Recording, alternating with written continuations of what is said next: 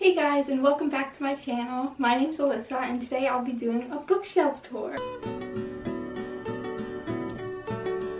So I have 2/3, if you count these as two, main bookshelves that I use. So I'm going to do the one in my room first, and then I'll do these two, which are in what we call our library room. This is my full bookshelf that I keep right next to my bed. First we have my romance shelf.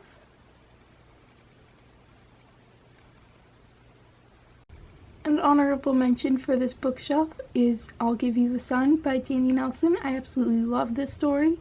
It's one of my top favorites. Another honorable mention is Leon the Offbeat from the Love, Simon series. I got this one signed, if I can find the signed page. Hold on. There we go. I got it signed by Becky Abertally, and fun little story, I had her sister as my 8th grade music teacher. Really, the way I got turned towards the Simon vs. the Homo sapiens agenda series is because my teacher said one day, my sister's book is being made into a movie, and we were all like, what? Then I have Rainbow Rowell's book, which I absolutely love, and I have Rainbow Rowell's Carry On down here behind Spider-Man, and I have Wayward Son as well. And I have Becky Abertally's collaboration with Adam Silvera. Sorry, I forgot his name. And basically the shelf is full of books I am absolutely in love with. Next is books I haven't read yet.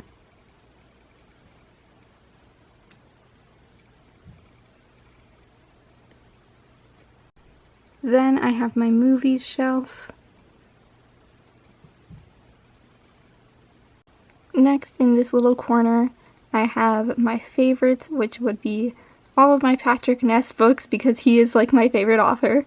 An Absolutely Remarkable Thing by Hank Green, which I hear the sequel is coming out soon, and Good Omens by Neil Gaiman and Terry Pratchett, and Call Me By Your Name.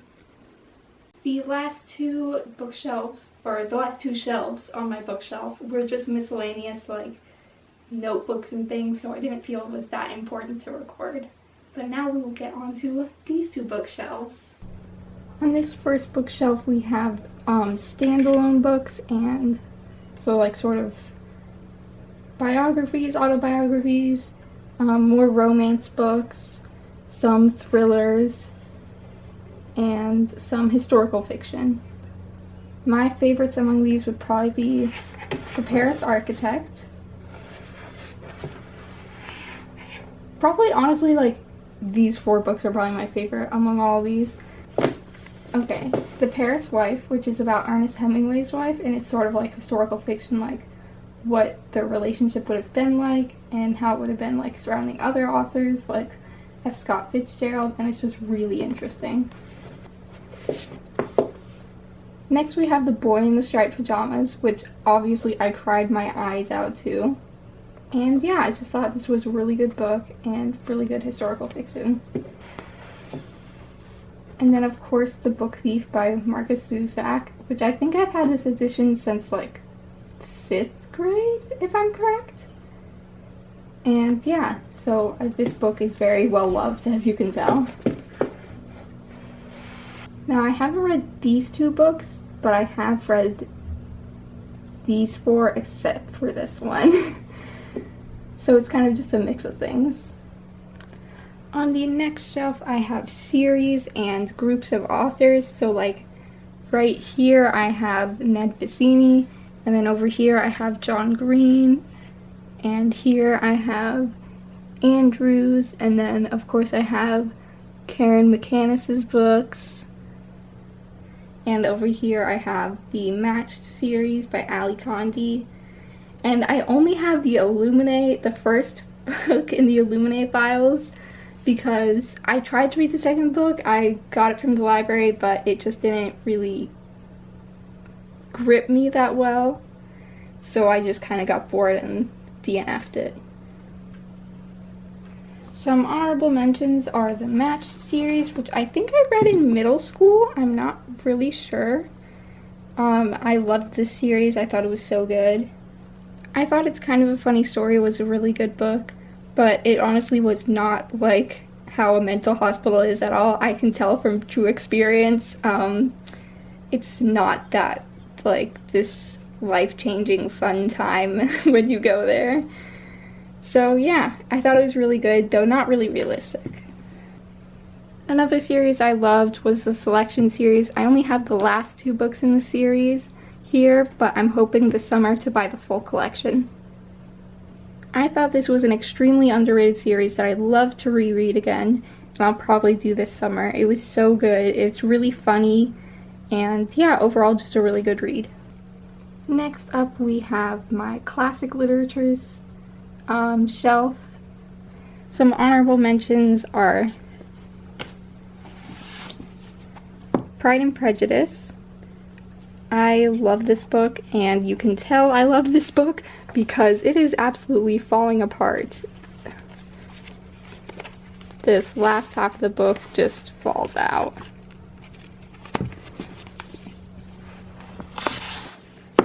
I also thought The Color Purple was an amazing read. Definitely recommend it.